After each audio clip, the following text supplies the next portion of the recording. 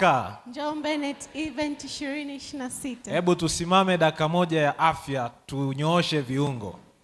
Lishe bora na mazoezi, maji safi, mwanga wa jua, hewa safi, pumziko na imani kwa Mungu, tumaini kwa afya yako. Lishe bora na mazoezi, maji safi, mwanga wa jua, hewa safi, pumziko na imani kwa Mungu, tumaini kwa afya yako. Ni tumaini kwa afya yako. Haleluya. Tuketi. Tunamshukuru Mungu kwa kutupatia siku nyingine tena, na leo tumekuja na somo muhimu sana kuhusu afya zetu. Hili halitaangazia zile kanuni za afya ama nini ufanye nini usifanye, lakini somo la leo zaidi ni kukupatia wewe hekima ya namna ya kusimamia afya yako. Najua tunapopata shida za kiafya, eneo ambalo huwa tunakimbilia ni hospitali. Sasa katika kutafuta matibabu hospitali, kuna makosa mengi ambayo watu wamekuwa wakiyafanya kwa kutokujua ni nini wanachopaswa kufanya kwa usahihi ili kufikia matokeo bora ya matibabu. Na changamoto kubwa ipo katika mawasiliano. Sasa leo nimekuja na somo linalosema kuzungumza na daktari hospitali. Wangapi wamekwisha wahi kuonana na daktari? Shusheni mikono. Wangapi hawajawahi kabisa kwenda kumuona daktari maisha yao yote? Haleluya, huyu naye ni wa pekee. Nimeona mkono mmoja. Tumpe amina jamani. Tunasema hizo ni ndoto za watu wengi, yeye anaziishi. Kwa hiyo ninaona asilimia kubwa, karibu watu wote tumekwisha wahi kwenda kuonana na daktari hospitali. Changamoto kubwa inayokabili shughuli ya matibabu ni barrier of communication, changamoto ya mawasiliano. Unajua, mfumo wa matibabu ya mwanadamu unategemea mawasiliano kama nguzo kuu ya kupata ufumbuzi wa kile kinachomsumbua mgonjwa. Katika training yetu ya udaktari, 70% mpaka 80% ya tatizo linalokusumbua wewe huwa tunategemea kulipata katika mazungumzo au mahojiano ambayo anayafanya mgonjwa na daktari. Hatua inayofuata ya matibabu kabla ya kwenda vipimo vya maabara huwa tunaita uchunguzi wa kimwili ama clinical examination. Hii ni ule uchunguzi mdogo ambao daktari anakufanyia kwa kukushika ama kusikiliza na kitu fulani kwenye masikio yake ama kukugusa, wakati mwingine kukupiga kidogo kwenye tumbo au eneo fulani la mwili. Kwa hiyo hii tunaita clinical examination, huwa inachangia 10 hadi 15 tu ya matibabu yote. Asilimia zinazobaki, hizi ni 5 mpaka 10, huwa zinategemea vipimo vya x-ray, CT scan, vipimo vya maabara na vipimo vingine vyote ambavyo unavijua, huwa ni 5 mpaka 10 ya tatizo. Kwa hiyo unaona asilimia karibu 80 hadi 90 ya matibabu inategemea kile ambacho inategemea muda ule ambao unautumia wewe na daktari hospitalini, kwenye chumba cha matibabu. Vipimo vina kazi gani? Vipimo kazi yake ni kuthibitisha mapendekezo ya daktari kwa kuweka kando magonjwa yenye dalili zinazofanana na ule ugonjwa unaokusumbua wewe. Lengo kuu ni kumwongezea daktari ujasiri wa maamuzi kuhusu matibabu yako. Sasa wakati muhimu katika matibabu yako ni wakati unaotumia na daktari. Lakini changamoto ya watu wengi, na hii tunakutana nayo, ni kwamba mara nyingi huu ndio muda ambao wengi hatuuthamini. Wengi tunaamini sana katika vipimo na dawa kuliko nafasi ya daktari. Na bahati mbaya sasa katika mfumo wa matibabu, hata gharama, kuonana na daktari ndicho kipengele chenye gharama nafuu kuliko vipengele vingine vyote. Kwa hiyo hii imepelekea watu wengi kuamini zaidi katika vipimo, na asipofanyiwa kipimo anahisi huyu daktari si nani, si daktari mzuri. Kuna mtu asipopigwa MRI anahisi hajafanyiwa utafiti unaotakiwa, yaani anahisi kama huyu daktari hajamtendea haki. Lakini mimi nataka nikuambie, ukienda ukamwona daktari na akakusikiliza, asikuandikie vipimo au akakuandikia vipimo vichache, bila shaka unaweza ukawa umekutana na daktari mzuri sana. Bwana Yesu asifiwe. Lakini kwa sababu ya saikolojia, basi inaweza ikalazimisha akufanyie vipimo. Sasa kama mawasiliano yanabeba 80% hadi 90% ya tiba yako, ni changamoto gani huwa zinatokea? Moja, ufinyu wa muda. Changamoto kubwa ni ufinyu wa muda. Hii ni kwa sababu gani? Tuna idadi kubwa ya wagonjwa kuliko idadi ya madaktari tulionao. Kwa hiyo hii mara nyingi huwa inapelekea mazungumzo kati ya daktari na mgonjwa kuwa mafupi.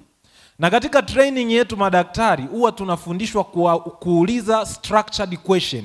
Yaani huwa tuna maswali yaliyopangiliwa, hatuulizi tu. Yaani huwa tuna utaratibu, lazima tutaanzia hapa, tutaishia hapa.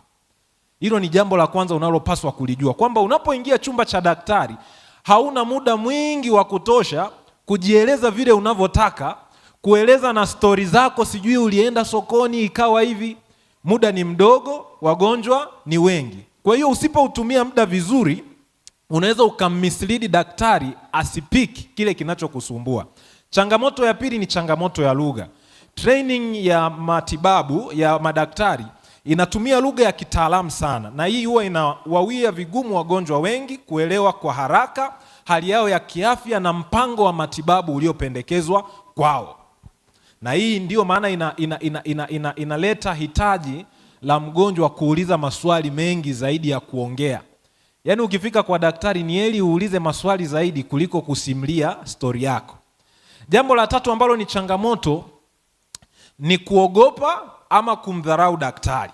Kuna watu wanamuogopa daktari. Wakishaona lile koti jeupe, basi hadi kuna maswali wanaogopa kufanya nini? Kuuliza. Ama wanakubali matibabu ambayo hawayaelewi kikamilifu. Lakini kuna baadhi ya watu pia wanawadharau madaktari.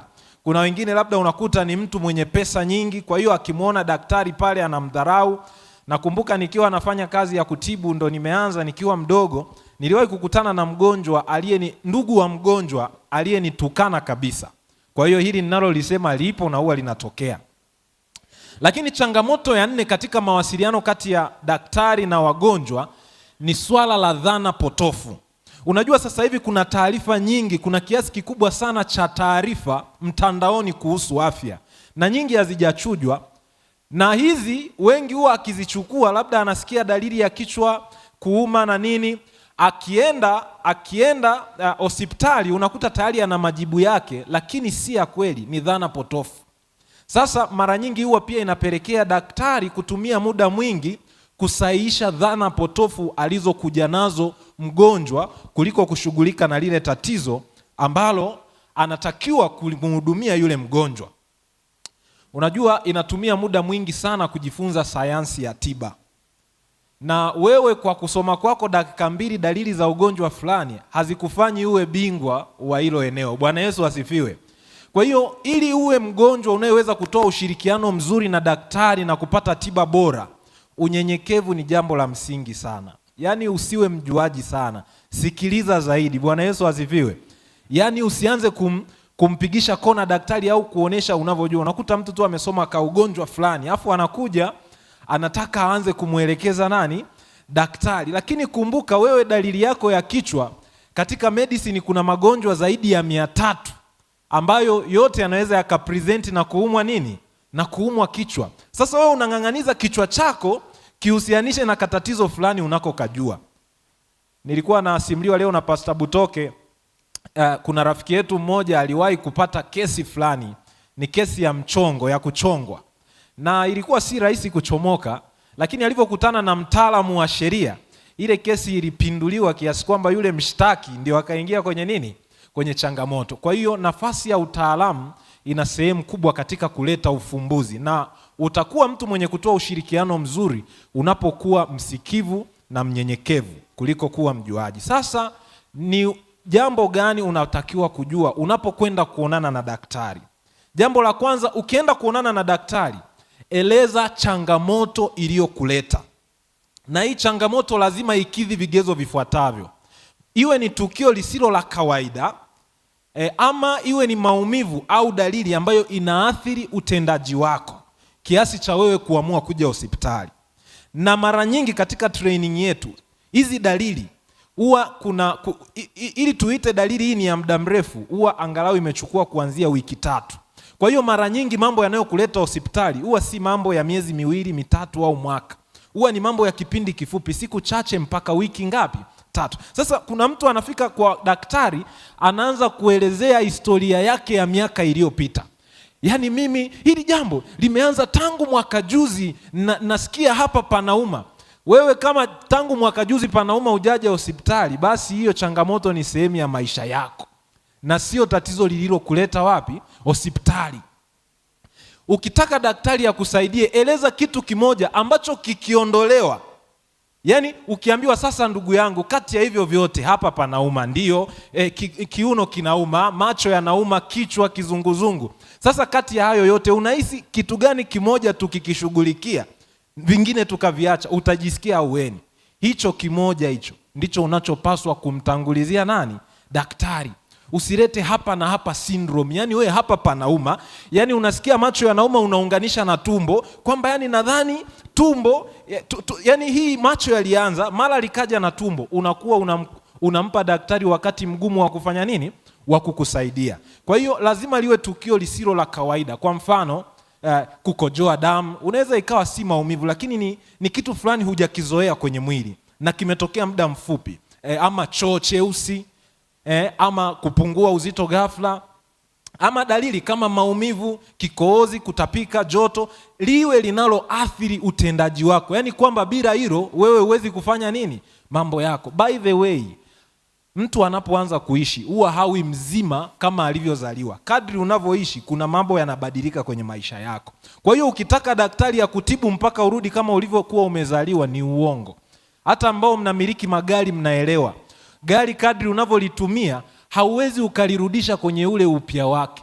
Utakuta maybe seat zimeharibika, kitu fulani kametoka. Kwa hiyo utakuwa unadili na mambo ya msingi ambayo yanasaidia gari liendelee kufanya nini? Liendelee kufanya kazi. Kwa hiyo usipeleke mambo mengi sana hospitali. Peleka mambo 2 au 3. Na mara nyingi mkiletaga orodha ya mambo mengi, sisi huwa tunaandika mangapi? 2 au 3. Hizo ndizo chief complaints. Jambo la pili, elezea hicho kinachokusumbua kinatokea sehemu gani ya mwili wako. Kinakuja kwa namna gani? Kinakuja kwa kuchoma, kukata au kuuma tu? Na je, hiki kinachokusumbua kinachochewa zaidi na mambo gani? Shughuli za kimwili, kwamba nikikimbia ndo hii dalili inaongezeka, ama nikilala ndo inaongezeka, nikikaa inapungua. Lazima uelezee mazingira yanayozunguka kile kinachokusumbua. Maybe hali ya hewa, mkao ama chakula kinaongeza tatizo ama kinapunguza. Kingine cha muhimu, elezea hii changamoto uliigundua lini kwa mara ya kwanza. Usiichanganye na changamoto zako za miaka iliyopita. Na unapoielezea ilitokea lini kwa mara ya kwanza, elezea pia inapotokea inadumu kwa muda gani na inatokea mara ngapi kwa siku ama kwa nini kwa wiki. Jambo lingine, elezea hii changamoto imeambatana na mabadiliko gani mengine kwenye mwili ambayo si ya kawaida. Maybe nilikuwa natapika, lakini baada ya kutapika najisikia sasa na mwili unaishiwa nini? Unaishiwa nguvu. Maybe kichwa kinauma, lakini sasa ninaona hata macho hayaoni vizuri. Ninakohoa lakini sasa hivi naona hadi kupumua nafanya nini? Nashindwa. Lazima viwe vitu ambavyo vinahusiana na vinaendana. Lakini kingine, elezea mbinu ulizozifanya ili kupata nafuu. Kuna mwingine ana maumivu ya tumbo lakini anapata nafuu akibadili mkao au mlalo. Ukikaa ama ukiinama inapungua. Ukimweleza hivyo daktari anajua maumivu ya tumbo ambayo ukiinama yanapungua ni yanayosababishwa maybe na kiungo fulani kwenye mwili. Kwa hiyo ukiinama unakuwa umekiweka mbali na ukuta wa tumbo, kwa hiyo inapunguza ile sensation ya maumivu. Kwa hiyo anajua moja kwa moja hii tumbo litakuwa ni la kitu fulani. Jambo lingine la msingi, ukiisha jua mambo ya kueleza, jua pia maswali ya kumuuliza daktari. Na yafuatayo ni maswali ya msingi sana unayopaswa kuwa nayo kama mgonjwa. Na sehemu ya maswali ni muhimu zaidi kukufanya wewe uweze kutoa ushirikiano unaotakiwa kwenye tiba. Moja, je, tatizo langu linahitaji vipimo zaidi kupata uhakika? Kwa sababu kama nilivyowaambia, unapoondoka kwenye mlango wa chumba cha daktari, huwa tayari ana asilimia 90 ya kile kinachokusumbua. Hata asipokupima. Hilo take it from me. Yaani vipimo sisi si ndo tunaandika. Huwa tunajua tunachokitafuta. Tunachofanya ni kupata uthibitisho. Kwa hiyo unaweza ukauliza, ninahitaji vipimo zaidi? Na je, hiki kipimo ndio njia pekee ya kupata taarifa? Na je, kuna aina ngapi za matibabu kwa tatizo langu? Kuna tatizo moja linaweza likatibiwa kwa njia zaidi ya ngapi? Ya moja. Linaweza likatibiwa kwa upasuaji, linaweza likatibiwa kwa dawa, na linaweza likatibiwa bila dawa, bila upasuaji, ila kwa mtindo wa maisha. Kingine, ulizia, je, dawa ninayopewa ni kwa ajili ya nini? Kwa sababu unaweza ukawa unaumwa ugonjwa ukapewa dawa kama 4, lakini sio kila dawa pale inatibu ugonjwa wako. Unaweza kukuta dawa moja tu ndio inatibu ugonjwa, lakini nyingine zinakupunguzia maumivu. Umeona? Kwa hiyo kama we maumivu unaweza ukayavumilia, sio makali, si lazima utumie ile nini. Umeambiwa hii bwana ni ya kupunguza maumivu ya kichwa, ila hii ndio inatibu nini? Malaria yako. We kama unaweza ukavumilia yale maumivu, si lazima umeze dawa ya nini? Ya maumivu. Au mwingine labda ana changamoto ya pressure, sukari, ana dalili za stroke, unakuta amepewa dawa, anaambiwa hii ndio ya kushusha pressure. Hii ni ya kupunguza mafuta mwilini. Kumbe unajua, kumbe kuna dawa ya kupunguza mafuta mwilini. Sasa ili hii dawa ifanye kazi vizuri, inabidi niisaidie na mimi nipunguze mafuta ninayofanyaje? Ninayokula. Kwa hiyo ukiulizia vizuri taarifa za kile dawa inafanya, zinaweza zikakusaidia pia we mwenyewe kujiweka katika mkao unaoweza kufacilitate ile tiba unayoipata. Kingine, ulizia matibabu yako ama dawa ina maudhi gani? Kuna watu wanarudi hospitali lakini kumbe ni kwa sababu ya maudhi ya dawa. Kuna dawa ambazo ukizitumia muda mrefu ukiziacha zitakuletea maudhi, na kuna dawa ukitumia zinakuja na nini? Na maudhi yake. Kwa sababu ya ufinyu wa muda, daktari hata kuambia kila kitu. Kwa hiyo lazima uulize, bwana, hizi dawa zina changamoto gani? Ili ikitokea ujue hii ni nini? Ni dawa. Usije ukahisi hii ni ugonjwa mpya ukaanza kubadilisha hospitali ama kwenda sehemu nyingine. Jambo lingine, uliza, je, haya matibabu ni lazima nianze sasa au ninaweza kufanya nini? Kusubiri. Kingine, je, nisipotibiwa kabisa tatizo langu nini kitatokea? Kuna matibabu mengine huwa si ya lazima. Kwa hiyo uliza, ili nisipotibiwa nini kitafanya nini? Kitatokea. Na kingine, uliza future ya tatizo lako, kwamba je, hili tatizo baadaye linaelekea wapi? Hili tatizo prognosis tunaita. Jambo lingine la msingi ambalo unatakiwa ujue ni kwamba lazima uelewe mambo fulani, kwamba moja, daktari, kuna wengi huwa tuna changamoto ya kubagua madaktari. Moja ya jambo la msingi unalopaswa kujifunza ni kwamba elimu ya tiba ni moja kati ya unclassified degrees. Yaani huwa ni degree ambazo baadhi ya nchi hainaga madaraja, kwamba huyu amefaulu zaidi, huyu huwa kidogo. Huwa inapimwa kwa pass na fail. Maana yake ni nini?